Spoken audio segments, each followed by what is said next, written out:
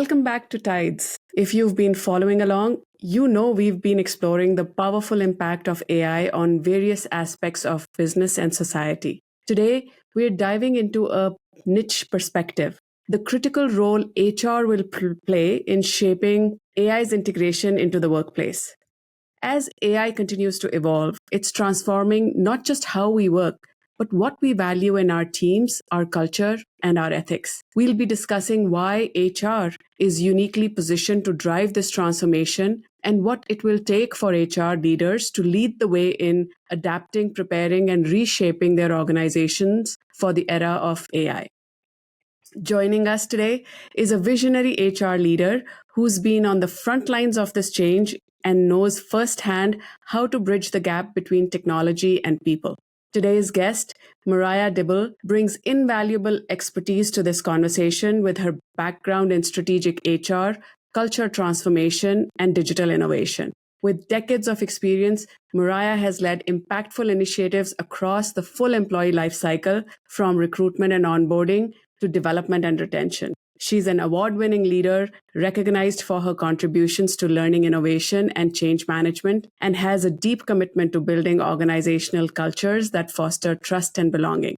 Today, she'll be sharing her insights into how HR can seize the opportunity that AI presents to lead and adapt, and what HR leaders must consider to build a people-first, tech-enabled future. Welcome to the show, Meriya. Thanks for having me. I've been looking forward to the conversation. Likewise. So let's get started. As we dive in, it's clear that AI is making waves across industries, not just in how businesses operate, but also in reshaping what work itself looks like. So let's start by exploring the broad picture. With AI evolving so quickly, what are some of the biggest changes that you are seeing in how companies are integrating AI into the workplace? Are there specific functions where you see AI taking on a bigger role? That's a big question. So I think that what we've seen definitely is the IT function. I think as most people would assume that there's a large amount of IT functions that are diving in and looking for opportunities to use AI in their everyday work. But what I think is a little more interesting is some of the more people-focused functions. So HR, I'll go into, has been for quite a while using AI when it came to talent acquisition, learning, all of the things that we have to interact with on scale in most organizations. A lot of HR functions and certainly HR technology has been serving up for quite some time. But then also customer-focused functions. So if you think about organizations like Salesforce, for example, they're really looking at how do we drive customer value in a really human, intrinsic customer way by understanding the problems to solve. And they're looking at how does AI really augment our team members and our technology to help customer-focused organizations really remove all of the noise or the extra grit or the, more transactional duties, I would say, that people have, so that they can really focus on that human connection, really understanding the problems to solve for customers. And so where I think AI is really playing an interesting part in across industry is in those really human-centric functions. Another example would be something like healthcare, and doctors really looking at not just, how might AI take my notes and help me think about all the different diagnoses that I could have for a patient, but how do I really help better understand that patient with all the data that I have by using AI to help serve up and remind me some of the things that I've been thinking about, and maybe some of the things that I haven't been thinking about when it comes to interacting with this patient.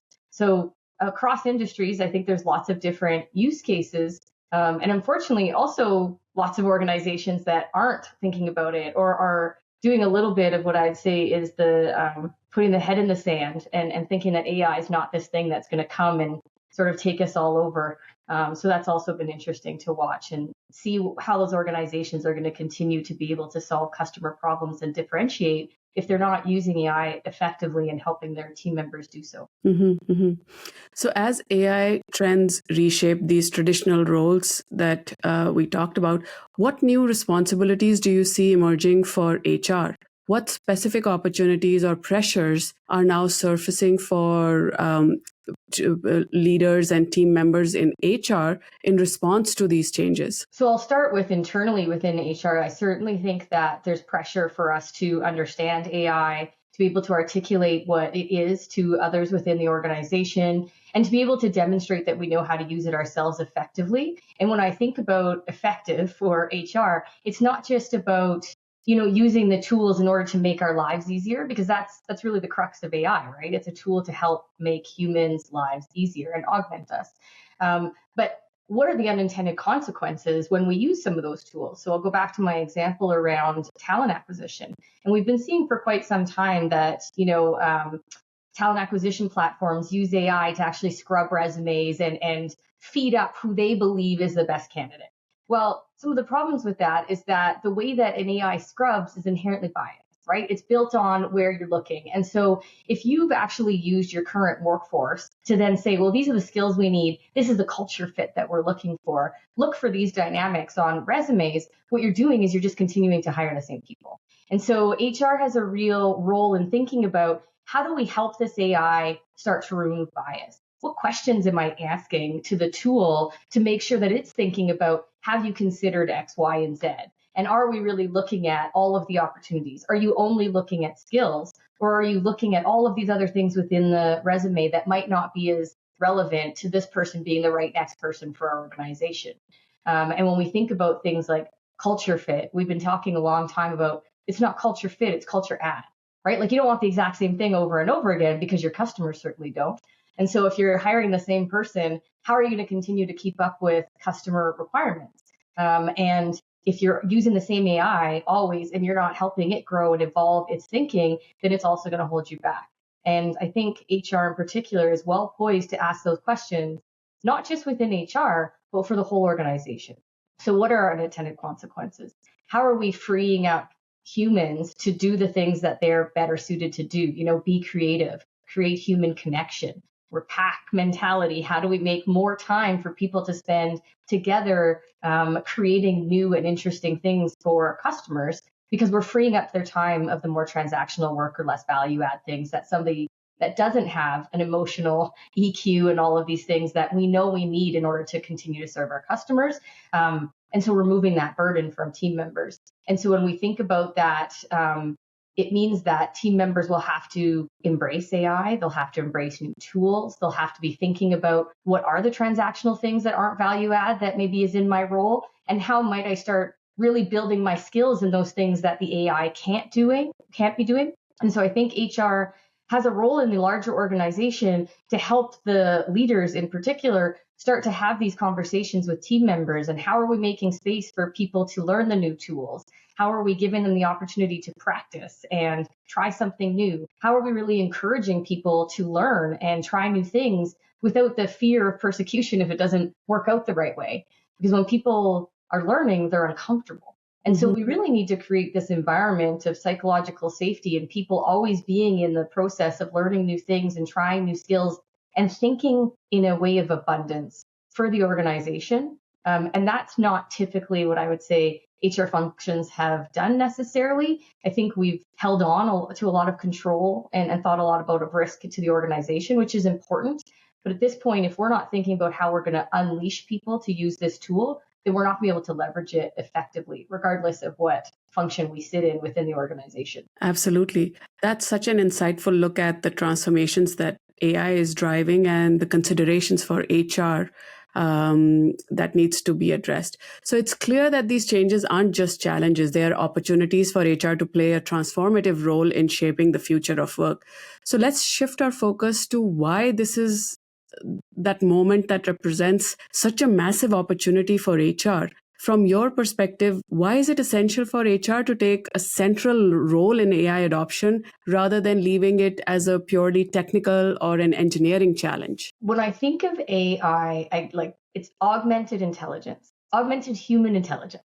And so I really see AI as a function of, well, exactly that, augmenting humans. And the purpose of people and culture, in my mind, is really to unleash humans, right? It's how do we really enable the people we serve so that they can better serve customers, so that they can drive more customer value, so that they can do all the things that are really great for them to do. And so I see this as a really fundamental opportunity for us to show up as a strategic partner and help the organization think about, to your point, all of the opportunities that we haven't been able to leverage perhaps up until this time, because if we were going to, we always would have had to tackle it with more people. We know that people are expensive. It's often one of the most expensive line items on the whole P&L. And so when you think about that, our ability to start to bolster all of our talent is pretty exciting, right? So if you can have somebody that before, had an output of 10%, let's just say, all of a sudden with AI, that person can have an output of 50%. You're paying the same thing, right? But what you're doing is you're really unleashing that person's potential to be able to deliver even more to the organization with less. And so from a talent function, this is extraordinary. Never before have we been able to go back to the organization and say, hey, I actually think that we can deliver 10 times, 20 times, 50 times the value from the same amount of people within the organization. And what I think that's going to do is it's actually going to help us start to think about how we reorganize differently, right? Like if we're looking at a finite number of people to an infinite amount of problem solving, will we need the same sorts of hierarchies? Will we need the same sort of org design that we were doing in the past? Probably not. And that's great, because all of a sudden we're going to have the opportunity for people to really focus on great work, and maybe not within only their function, but really starting to think about, hey, I can actually do little bits of this work across all of these different functions and participate in delivering value in the organization in a new way, because I have visibility into it that I haven't before.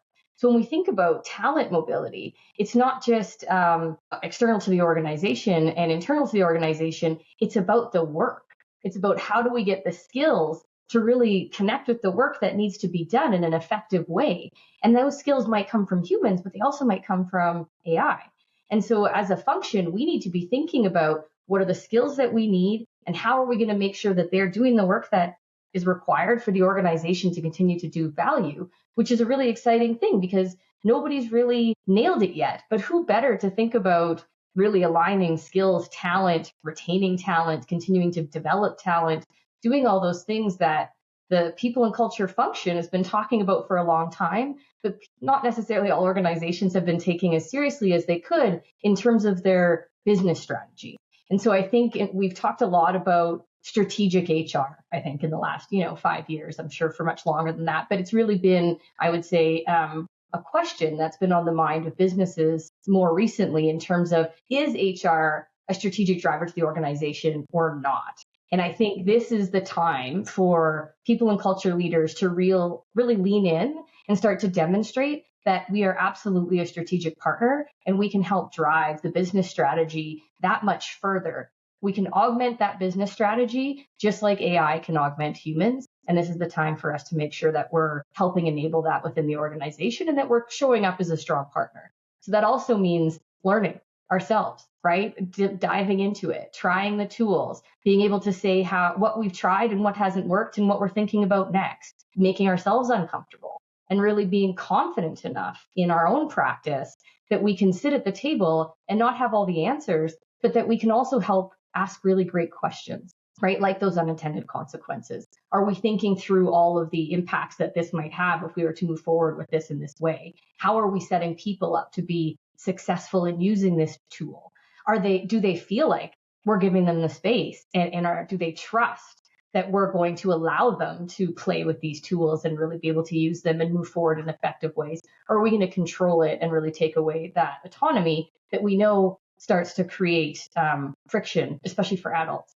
And so I just think that this is a really exciting time for our function. And I hope to see more and more HR leaders really leaning into it and starting to share with one another those best practices and how they're really helping the organization move forward. Absolutely. So if we for a second speak about organizations that are, let's say, early on in their AI integration journey, and they haven't thought about getting HR leadership at the table. So for those organizations, what are some of the potential pitfalls if they look at AI integration solely as a tech problem? How could this oversight impact the employee experience and the overall culture? What message would you have for those organizations? I think we've all seen when an organization has tried to implement a new technology strictly from an IT perspective, and that humans didn't actually change their behavior.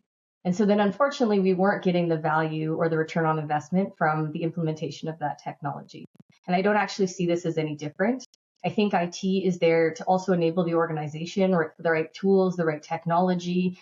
They can certainly help with thought leadership and how they think about these tools. But what they're not experts in that I think HR brings to the table is really that human perspective of change management, right? We are adults at work and we fundamentally need to understand the why of things. We need to have a desire to try something new and put ourselves in an uncomfortable place. We need to have reinforcement and celebration when we are trying things new and it's working for us so that we want to continue those behaviors.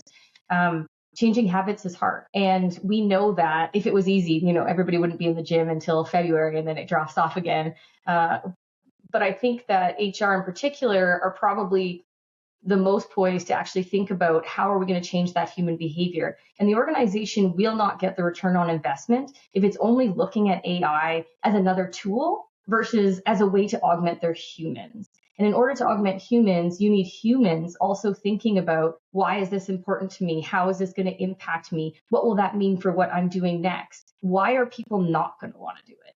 Right? Like, why are people going to resist? So we've seen a lot of talk in the news around resistance, around new tools and organizations and people not wanting to engage with things in different ways. And it really comes back down to like, we're afraid of things we don't understand. And so how will HR start to lean into really helping every single person in the organization understand their value to the organization, how they help drive the purpose and the objectives of the organization, and how AI can help them do that more effectively, how it might help them free up to even do that better. And so if we don't have people looking at it from that really human lens, I think what will happen is that a lot of people will just see it as another tool, and they won't necessarily take all the time to think about it, learn it in the same way, change their behavior, do the things that we know are going to actually unlock some of those organizations that do, and they'll never get the return on investment or the focus from it. And I think, HR plays a really important role in that, but it still is a partner. As a partner with their AI, with their IT partners, with their marketing partners, with their finance partners. It's about facilitating the conversation from the lens of all those different functions and really being able to enable it in a way that makes sense for all of us trying to achieve the same thing within the organization. And again, I think that HR is well poised to facilitate that conversation from the lens of humans, but from a tech perspective and from, all of these different areas of expertise and really pulling them in an effective way. That's excellent. Those points really highlight why HR's involvement in AI integration is not just important, but essential to creating a future of work that truly works for all the stakeholders involved. But this also raises an important question. From your perspective, do you think HR is ready to take on this opportunity? Do you think HR departments are currently equipped to lead in AI integration? And what are some of those main areas or main readiness gaps holding HR back from your perspective? That's a loaded question. Simply no, unfortunately. I do think that there is still a large amount of HR functions that I would say, they call themselves HR versus people and culture or something that's really a little bit more human-centric or experience-focused. But they are still very transactional and they see themselves as the holders of the risk for the organization. We're really here to help the organization stay safe. We're here to make sure that the humans aren't going to do anything that disrupts the organization in any way. And I would say that they're probably quite controlling. And unfortunately, when that happens, when everybody's locked up so tight and really just thinking about being the policy police, they're not really looking at opportunities. They're really thinking about it from a mindset of scarcity and control. And that's not what's going to be able to get us to think about what are the opportunities in front of us. So we also see people and culture functions that have people that have delved into technology, that are really technologically savvy, that have been starting to feed up people analytics in a new way, that are starting to think about the digital experience when it comes to our people technology and the users that we support, that are really starting to think about the team member journey from hire to retire and all of those moments that matter. And how do we really deeply listen to understand the problems to solve? And I think those HR functions are really well poised because they've already been asking the question around what's possible.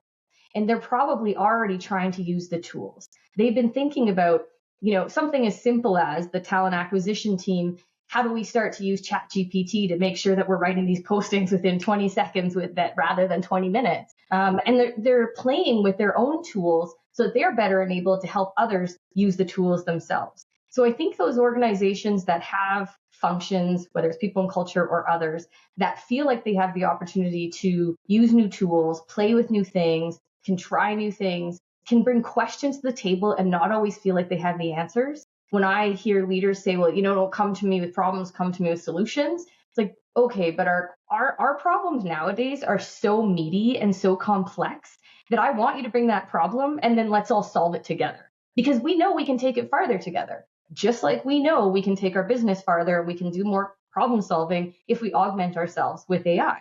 We're better together. And I think that the more that we see the HR function sort of come up with confidence, humble confidence, right? Like you're also learning, you're on this journey yourselves, but you can be confident and humble and show up to the table and help as a partner, or you can try to hold control really tightly and you'll just hold everybody back. And unfortunately, I think that, that really comes from a place of being afraid. People don't understand, or they're not really sure what it means for them. And so just like any leader, because I would say people and culture is a leader in the organization, regardless of direct reports, we are a leader in the organization. It's up to us that if we don't understand something, then we need to ask the questions. We need to go and do some learning. We need to research. We need to talk to our peers about how they're doing it. We need to try new tools and technology. We need to give ourselves time and space to learn and grow and evolve with the function and with our business. And if we're not doing that, if we're doing our job the exact same way that we were 5 years ago, then we're probably not doing it very well. And so that's the real sort of rally cry, I would say, to my peers and everyone within people and culture is learn, use the data, start to grow, give yourself time and space because nobody else will. And everybody needs you to. Mm-hmm. Wow. It sounds like a big mission for HR because based on what you've shared, it sounds like HR has to reinvent themselves while they're supporting the reinvention and transformation that's happening in the business. And the time sounds like it's now.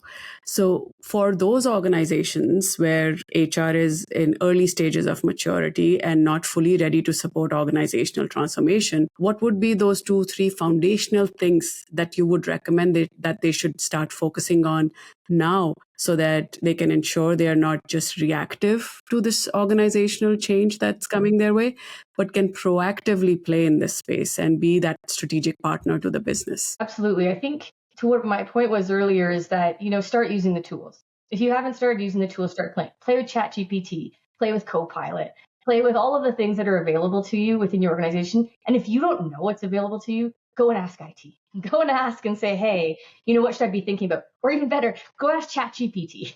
Say, hey, what tools can I be using in my talent acquisition function or in my payroll function that I might not be thinking about? And go and be curious, right? Like go and be curious and start to learn about those things. Start to do it yourself because you'll start to, one, learn a lot more that you can share with others, which helps build your confidence. But two, it also starts to get you really empathizing with other people that sort of are also going down that journey, and it's not easy. The other thing I would say is that, listen, there's a million podcasts out there. There's podcasts of people that are doing this. You think about Workday and UKG and all of these people system platforms. Great. But what they actually do pretty well is they put out a lot of thought leadership. And they put out a lot of ways that they're thinking about their roadmap and what's coming next. And as a function, we should be listening to that and thinking about what's that going to mean for what I'm doing each day? Whether I'm a business partner, whether I'm in learning and development, whether I'm in talent acquisition, what are these thought leaders talking about? And what might that mean for my everyday work? And how do I want to start thinking about getting ahead of that? And what can I try to do now? And then finally, I think it always, in my mind, and maybe this is just my bias, ask your peers internally, but also externally, right? Like maybe you have a peer in an organization that's really forward thinking, that's doing a lot of really neat things. Ask them to share with you. Ask them to talk to you a little bit about, well, how are they putting into practice? Maybe there's some regulations in your organization that others don't have. How did they get past that? right? Like security is a really big issue right now. We have a lot of organizations that are struggling with trying to keep up with all the security mandates and the things that are going on when it comes to just the access that we have, whether it's good, bad, or ugly, and that other people have to our organization. And so I think things are getting locked down. And so you need to understand, okay, what are the parameters within that I can play in this organization, given our regulations and given the things that we need to deliver on? And then how can I start to play within that space in an effective way so that I'm learning myself and I can also help bring other people along on the journey? So I'd always say, start with yourself, start doing it, learn from your peers, make yourself vulnerable because it is vulnerable to ask those questions, especially if you haven't done it. And when you are trying it, share it with others because I guarantee you that you're not the only one going down that journey and other people would love to hear about what you've learned. Mm-hmm. Yeah, well said. I'm curious to hear your perspective, Meriya, on, again, I'm looking at those organizations, HR organizations or HR capabilities that are not fully there yet in their readiness and maturity to support organizational transformation. How important is people, data, and analytics in this equation from your point of view to get the HR teams or HR capability ready to support organizational transformation? It's probably one of the most important things that any HR function should be thinking about right now. If you think about, we've been talking about for a long time making data-driven decisions, but HR actually has probably some of the most data in the organization available to any function. Your HRIS is connected to almost everything, and it holds the key to every single person within your organization. And so when you think about that and the amount of data that you have available that you could be serving up to the business leaders in order to help them make better decisions about the future, it's really fundamental that you start to leverage that data effectively, that you're sharing it with others effectively, that you're thinking about what the things are that it's telling you. And a lot of organizations actually have a really hard time not only getting that data in an effective way, but then being able to think about what it means for them because they've never necessarily had access. And all of a sudden, it's almost like a data overload, right? Like I have so much data that I'm not even sure about what questions I should be asking and why is that important to my organization? So one of the things that I've been saying to certainly my HR partners for quite a long time is it's your duty to ensure that you understand people analytics so that you can bring those questions to your business leaders. They might not be asking it, but you should be delivering it. And so as a strategic partner, what are the questions that you're asking, even very simply around that employee life cycle, right? So how many people are you hiring each year? What is that costing you? How much turnover do you have within the first 90 days and, 1 year? Is it high? Is it low? What does it mean for you? Is there a certain time of year that you have higher amounts of turnover? If that's the case, why is that the case? Are you happy with the amount of attrition that you have? Is it a business opportunity? Is it a business risk? What does that look like? But then also, what's the average tenure of the people within your organization? What's the distribution that you have? If you have so I'll say that recently in healthcare, I was in an organization that more than 50% of the organization, its core function of doctors, was over the age of 55. Well, that means that all of a sudden within the next 5 years, we're going to have a real gap in terms of how we serve our patients. That's a massive risk to the organization. So how are you looking out at the trends that you're seeing and the things that you're thinking about and coming back to the organization? And again, to my point earlier, you do not have to have all the solutions. What you need to have is the information that says, wow, I see this trend. I don't know what it means just yet, but business leaders, we should all be thinking about it and talking about it. What do we think this means? And facilitate the conversation. And all of a sudden you have a bunch of smart people in the room thinking about the same thing from all these diverse perspectives that you might not have considered. And you might have 3 things come up that say, you know what, these are 3 opportunities that we can leverage. And these are 3 risks that we want to mitigate. And now we can go and do that as a team and really be able to understand that. And you continue to monitor that and bring it up and do those things. I think the other thing is that we've been talking about reskilling for quite a while now. The pace of change is continuing to evolve and, customer expectations and all these things. And organizations are having a really hard time trying to keep up with the skills that they need. And so they're constantly going back to market and thinking about, how we're going to buy the next set of skills because somebody out there has taken the time to build the skills that now you require. And so my question would be, okay, well, what skills are we going to continue to see evolve in our business? What are our differentiators? And how are we making sure that we're enabling our team members to build those skills at the same pace that we need them? And then what are we doing to retain them, right? Like, so we're developing them and we're retaining them because we know that if we do that, they know our business better. It costs us less to keep them. They're more loyal. If we have the right environment, all of a sudden they're offering new opportunities because they understand our business and they understand our customers. We don't have a dip in productivity. There's all kinds of reasons that we want great talent to stay within the organization. And so we should be using that data to understand and listen to our talent. What are they telling us? What's the grit in their gears every day? How can we make their lives easier? What makes them want to stay? And how do we unleash them so that they can help us start to better understand even what opportunities we haven't considered yet? And so those are all the things that I would be looking at from a data perspective. And as you start to do that, what will happen is you'll bring data to your business partners, and what they'll say is, oh, I've never thought about that. And then they'll have 4 more questions that you haven't asked yet. And you can go away and you can start to do that. And so you'll build that relationship of them saying, I wonder what P&C would say at this. We better have them at the table. I wonder what information P&C would bring forward about how we might understand this better. Let's make sure that they're at the table. And so you're always at the table. So you're listening, you're helping you're better understanding the business, you're bringing forward great ideas, but they're also helping generate new ideas in your function that you can bring back to the rest of the P&C function as well. And so it's this really great synergistic relationship that starts to build because they want you there, they see your value, but you're driving even more value because you're learning from them at the same time.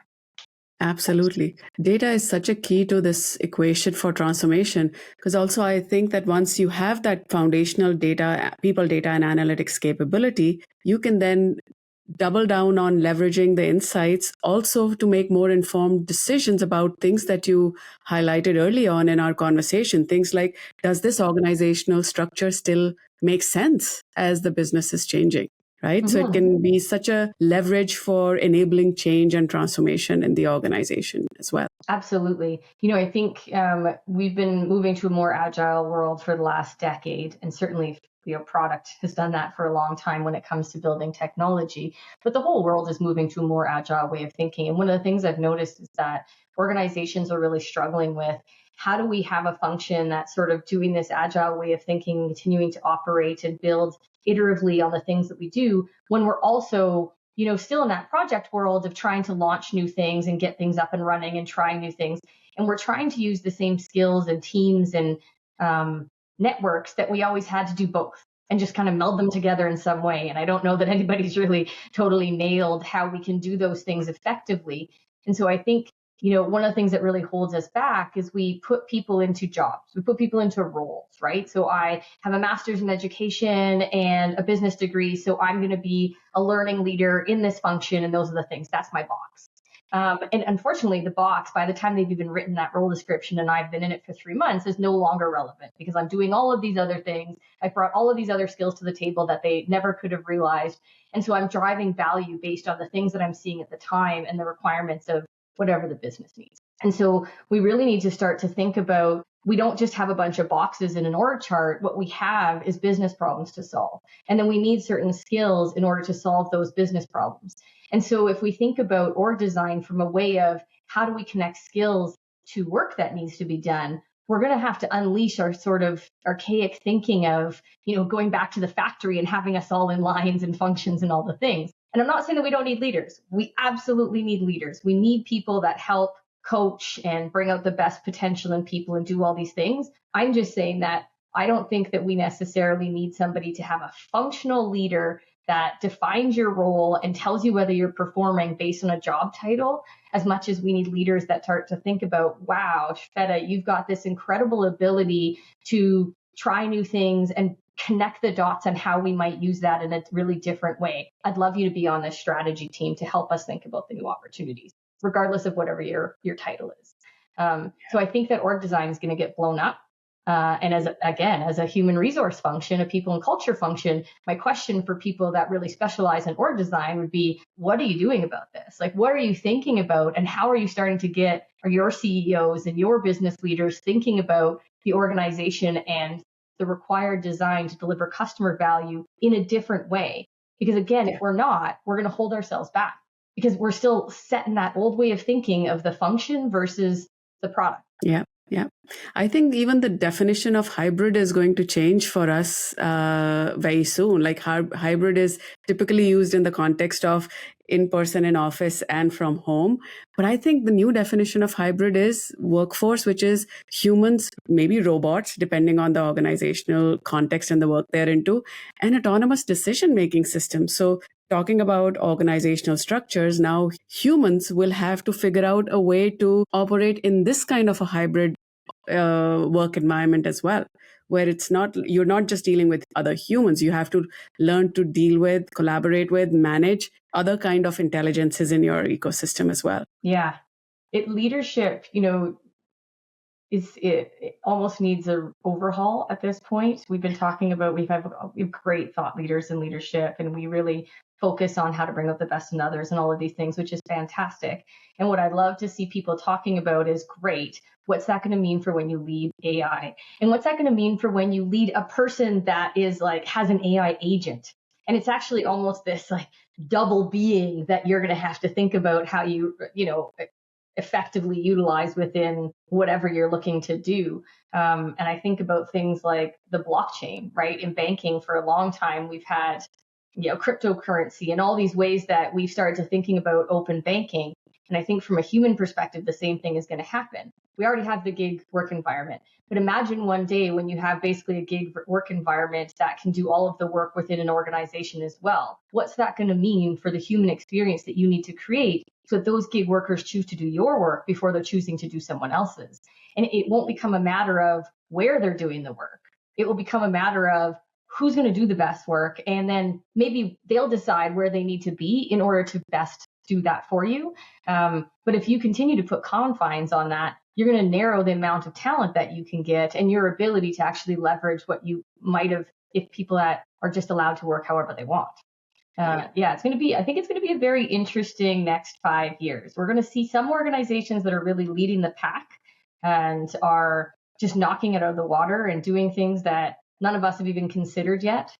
And then we'll see organizations that are slowly, unfortunately, just going to go into another sphere because they're not willing to start to change their views and their ways from what's worked for them for the last 40 years. And like I said earlier, even if you're even doing your job like you were 5 years ago, you're probably not as good as you were 5 years ago because it's evolved. There's no way that role has not evolved. There's not a role on this planet that you can tell me has not evolved in 5 years, either from technology, from customer expectations, whatever the case may be. Mm-hmm. Yeah, so well said. So as we wrap up our episode today, because I know you and I can jam on this for hours together, but as we wrap up today's episode, what would be your piece of advice, recommendation to those HR leaders who are early on in their journey of thinking about preparing for, I call it the AI tsunami? How should they be thinking about it and preparing for it? Get excited. Get excited and be curious. Dive in there, grab your surfboard and get on that tsunami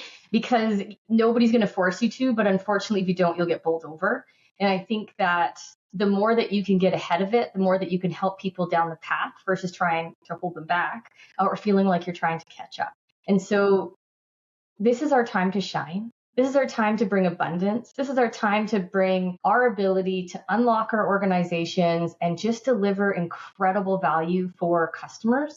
And so lean into that and come to the table and be confident and humble that you bring expertise that nobody else there does and just have fun. What a beautiful way to sum it up. Well, that brings us to the end of today's episode on TIDES, where we explored the evolving role of HR in the age of AI.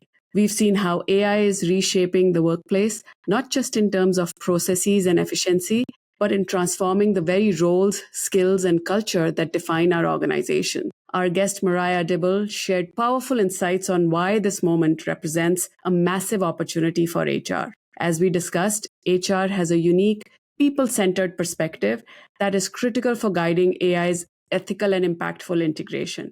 Without HR leading the charge, AI could easily become an engineering problem, missing out on the human factors that drive engagement, trust, and organizational success. So thank you, Meriya, for sharing all your insights with us today. Thank you for having me. And to our listeners, if you're in HR, Consider this a call to action. Step into the AI conversation because the future of work truly depends on it. Thanks for tuning in and stay with us on Tides as we continue exploring the forces driving change across industries.